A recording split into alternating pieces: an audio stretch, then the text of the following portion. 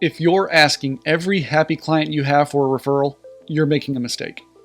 Sometimes a direct referral is the wrong thing to ask. And the fastest way to waste client goodwill is to make the wrong ask at the right time. But when you understand what the moment is actually asking for, you can turn one happy client moment into trust, proof, referrals, and future business. And that's what I'm going to teach you to do in this video. So years ago, I had a coaching client who was incredibly well connected. Right? She was one of those people who knew lots of people, and they all could have been, great potential clients for me. And so every time she told me how grateful she was for the work that we were doing together, part of me wanted to ask, well, do you know anyone else who needs this? Because I knew the answer was yes, she did. But the timing always felt off. It felt like if I were to ask for a direct referral, like in that moment, it would have landed awkwardly. It wouldn't have been the right thing for that conversation. So instead, I asked for something easier. I asked if she would be willing to share a testimonial, basically just a short case study about our work together and the results that she had gotten. So she did this, and she posted it on her social media. And from that one testimonial post, a couple of people reached out and became clients of mine. Now, I didn't ask her to make a one-to-one referral. I asked her to share her experience. And that ended up creating the referrals anyway. And that taught me something. The goal is not always to ask for the direct referral. The goal is to understand the moment well enough to make the right ask. And you've had moments like this too, right? A client praises your work, a client hits a milestone. They say, I was just telling someone about you. And in those moments, you have a choice to make. How are you going to respond? Now, if you ask for the wrong thing, you can waste the goodwill. Or worse, you might even damage the goodwill by making the moment feel awkward or transactional. But if you make the right ask at the right time, you actually do the opposite. You increase the goodwill. You help the client solidify the moment. You help them share their experience, and you actually make it easier for someone else to trust you. This is not about asking everyone for everything. It's about understanding what the moment is asking for. So there are 3 goodwill moments I want you to start noticing. There's the praise moment, the progress moment, and the advocacy moment.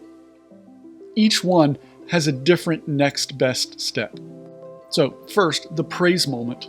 This is when a client says something positive, grateful, relieved, or appreciative. So they might say something like, this was exactly what I needed. I'm so glad I found you. This helped me so much. I wish I had done this sooner. You made this so much easier than I expected. So the client praises you. And in that moment, the next best ask is typically a review, a short testimonial, or maybe just permission to save their words for future use. This is not usually the time to make some big, heavy request. Right? The client has just given you a simple expression of appreciation. So the next step should also feel simple. So you might say something like, thank you, that means a lot. Would you be open to sharing a version of that in a quick review? It would help future clients understand what it's like to work with me. Or you might say something like, can I hold on to those words? That's a really helpful way of describing the work that I do with clients. Now, the key here is framing this not as leave a review to make me look good. Instead, it's leave a review to help a future client understand the process and the results. Right? You're not asking them to help you. You're asking them to help someone else who wants to have the same experience they just had. That's the key here. The next moment to pay attention to is the progress or the milestone moment. So that's when a client experiences a meaningful result, milestone, a breakthrough, or some sort of transformation. So if you're a personal trainer, your client who used to feel intimidated in the gym completes their first full workout confidently. That's a milestone moment. If you're a consultant or a coach, your client says, I finally know what to focus on, or this gave me the clarity I've been missing. That's a milestone moment.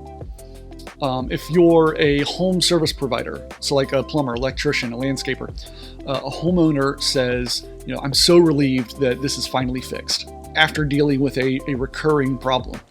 That is a milestone moment. So in those moments, the best ask is a testimonial or a case study or some deeper story-based reflection. And here's why. The client is not just saying thank you. They're experiencing meaningful change. And that means that there is a story there to capture. So you may say something like, this is a big moment for you. This has been a shift, and I'd love to capture this story while it's fresh. Would you be open to answering a few quick questions about what changed for you? And then you point them to a simple Google form that walks them through a few questions that pulls out the story of what was happening before, what changed, what the experience was like, and what they would say to someone else considering the same kind of help. Now, the third moment to pay attention to is the advocacy moment. This is when the client already mentions someone else, or they talk about recommending you, or they indicate that your work has in some way entered their conversations with friends and colleagues. So they may say something like, my friend was asking what I've been doing to get in shape, or my coworker needs this kind of coaching, or I was just telling someone about you. So these moments call for a referral or a warm introduction. So if you're a personal trainer, a client says, my friend asked what I've been doing in the gym. You might say, that's awesome.